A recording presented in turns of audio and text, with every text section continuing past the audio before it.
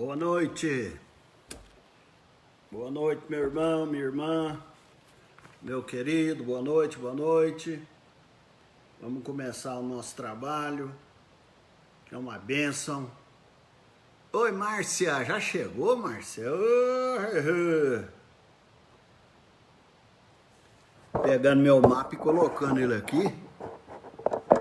Ô, Boris, vamos para a segunda viagem hoje.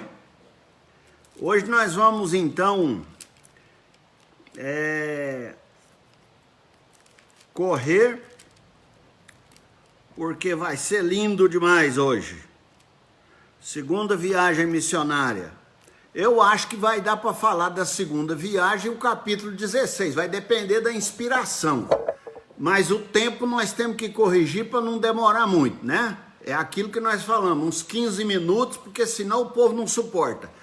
Mas vamos falar com o Papai do Céu, que Ele abençoe você, que Ele abençoe sua família, que Ele abençoe seu trabalho, que Ele abençoe os empresários, para que a Nayara, a Niete possam agradecer a Deus, a Lenice, pelos nossos pais de família estarem empregados, está tudo bem, não está faltando comida na mesa, não vai faltar saúde, e Deus abençoe a todos, e é em nome de Jesus que nós pedimos para Deus nos livrar do mal. Então, meus irmãos, no capítulo 15, versículos 36, nós vemos a segunda viagem missionária começando. Só para recapitular, primeira viagem missionária, chegaram da viagem missionária, relataram na igreja, foram para a reunião do presbitério para falar sobre circuncisão, voltaram aí, Paulo convidou Barnabé. Barnabé, vamos de novo, dar uma volta lá onde nós passou, estou falando entre aspas, viu, irmãos?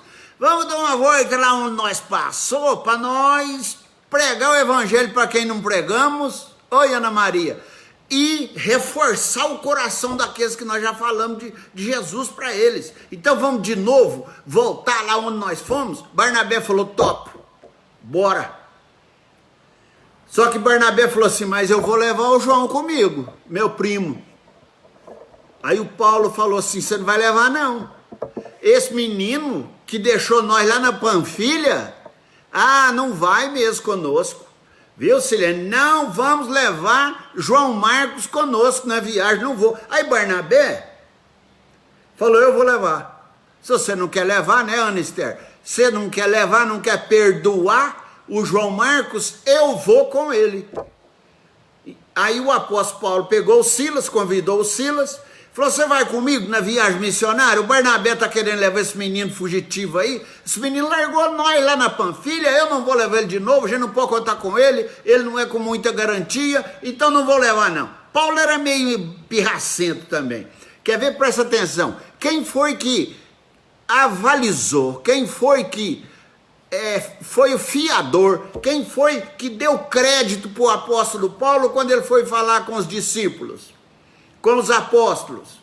Barnabé que falou, não gente, pode acreditar nele, ele é um apóstolo mesmo, Jesus o chamou, eu já vi ele pregando. O Barnabé defendendo esse apóstolo Paulo que tinha acabado de ser perseguidor de igreja.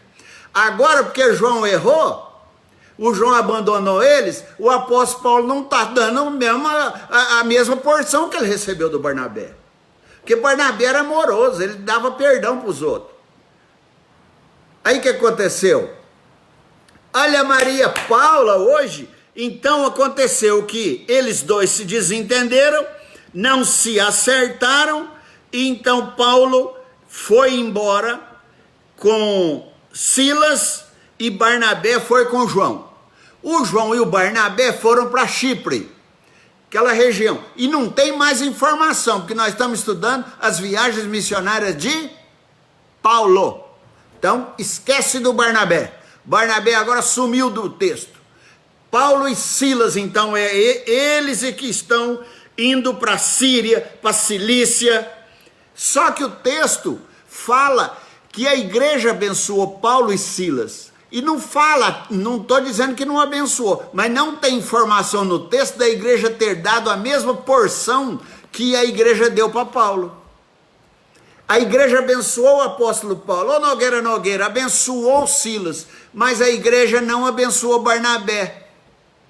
Não tem informação, tá? Se abençoou, nós não sabemos. Então, eles estavam... agora Paulo e Silas, eles passaram em Derbe, Listra, e eles encontraram um jovem chamado Timóteo. E o povo lá de Icônio dava uma grande força para o menino Timóteo. Oi, Noemi. Dava uma grande força para o menino Timóteo. O povo lá de Icônio. E o povo de Derbe, de Listra, de Icônio, dava um bom testemunho de Timóteo. Aí Paulo falou assim, vou levar esse menino, ele tem vocação para ser missionário. E convidou o Timóteo. E Timóteo foi embora com Silas e com Paulo, também para viagem missionária. Olha que coisa linda. Depois você vai ver que nessas viagens missionárias, o apóstolo Paulo aprontou muita coisa boa, viu, Noemi? Então, veja bem, agora, o apóstolo Paulo está indo para onde? Para a região de Antioquia. Você lembra que quem desceu para brigar com Paulo, pregar lá na igreja de Paulo, que tinha que circuncidar, era o povo lá da Antioquia. Agora ele, como está subindo para essa região dos judeus radicais, o concílio falou que não precisava circuncidar. Vocês lembram disso? Pois é. Mas o apóstolo Paulo resolveu, mesmo não sendo necessário, circuncidar Timóteo. Por quê? Porque o pai de Timóteo era romano e a mãe era judia. E os judeus não aceitavam o casamento misto. E o casamento misto sempre dá problema mesmo. Nós conhecemos umas pessoas, oi Ione, nós conhecemos umas pessoas que a mulher casa com um espírita, ou então casa com um budista. Aí depois a mulher quer batizar o menino na igreja batista, na igreja presbiteriana, o budista fala, não é para batizar. Aí começa o problema. Então, casamento misto é complicado. Você dá uma observada nessas coisas aí, viu, menina, moça? Para você não entrar em fria. E os judeus não queriam, então, que casasse judeu com romano, mas a mãe de Timóteo casou. Então, o pai era romano. O que o apóstolo Paulo fez? Vamos circuncidar Timóteo para que ele, filho de judia, neto de judia, comprove para os judeus que ele segue o judaísmo e um judeu convertido, para não criar problema. Para que criar confusão? Não precisava, Deus já tinha dado a graça, mas eles fizeram por amor, eles fizeram como estratégia de evangelização. Uma coisa linda, não é? Fala a verdade. Aí o texto fala que o apóstolo Paulo então circuncidou por causa dos judeus, porque os judeus sabiam que o pai dele era grego. E o Paulo, ele ia ensinando de igreja em igreja, junto com Timóteo, junto com Silas, de igreja em igreja ele ia ensinando na segunda viagem missionária a não circuncisão, a necessidade da não circuncisão. Então não haveria necessidade de circuncidar.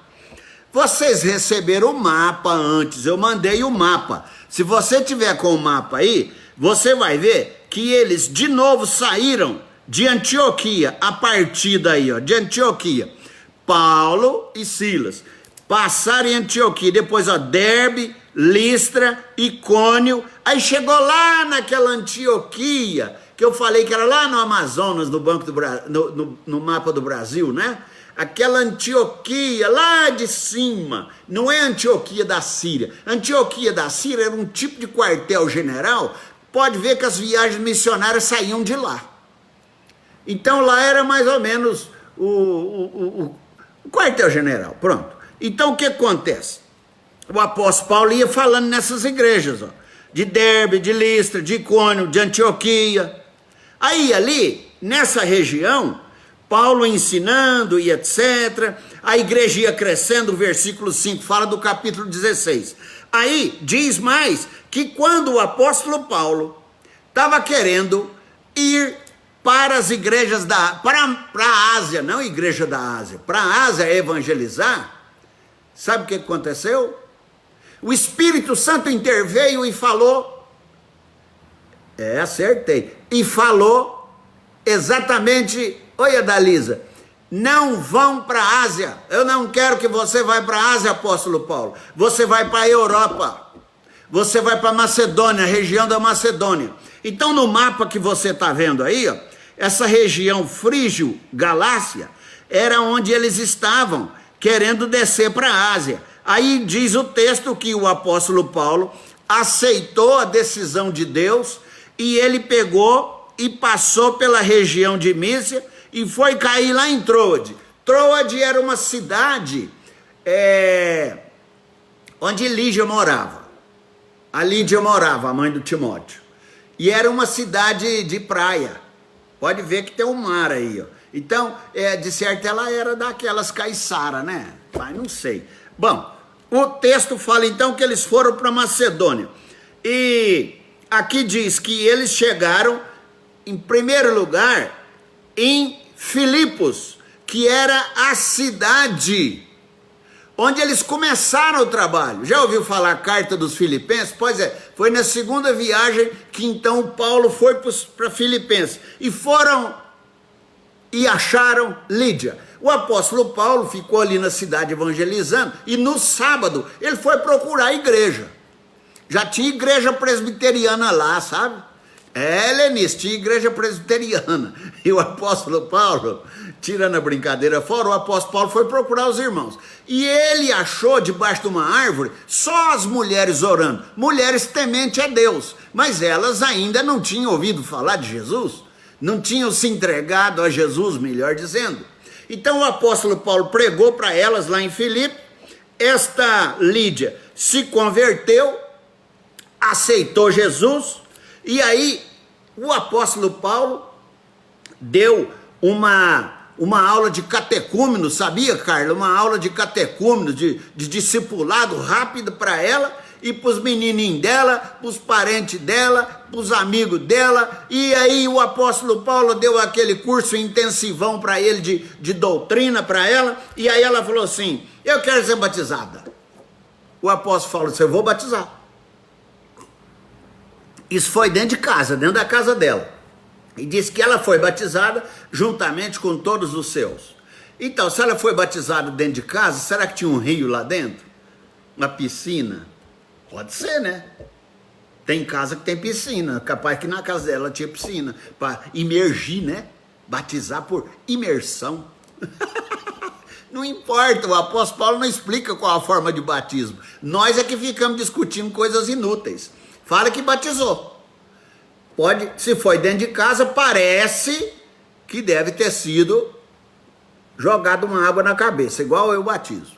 Então, ela foi batizada com toda a casa dela. E aí ela pegou e falou assim, vocês querem ir lá em casa, ficar lá em casa? Olha só como Deus faz. Deus chamou essa turma para ir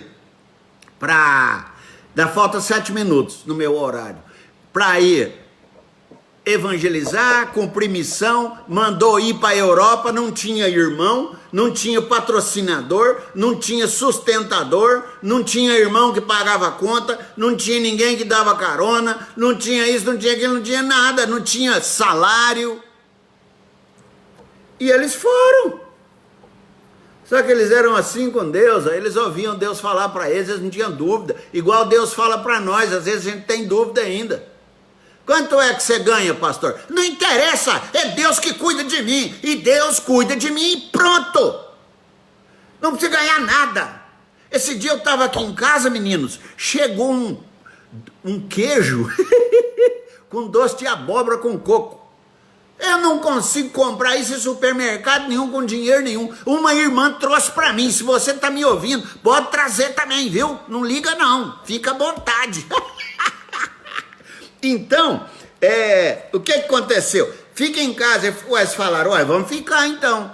Mas aí diz o versículo 16 em diante, que uma jovem adivinhadora, ela ficava andando atrás do apóstolo Paulo, falando assim, esse é filho do Deus Altíssimo. E o apóstolo Paulo, e os Silas, e as meninas calados, e ele evangelizando.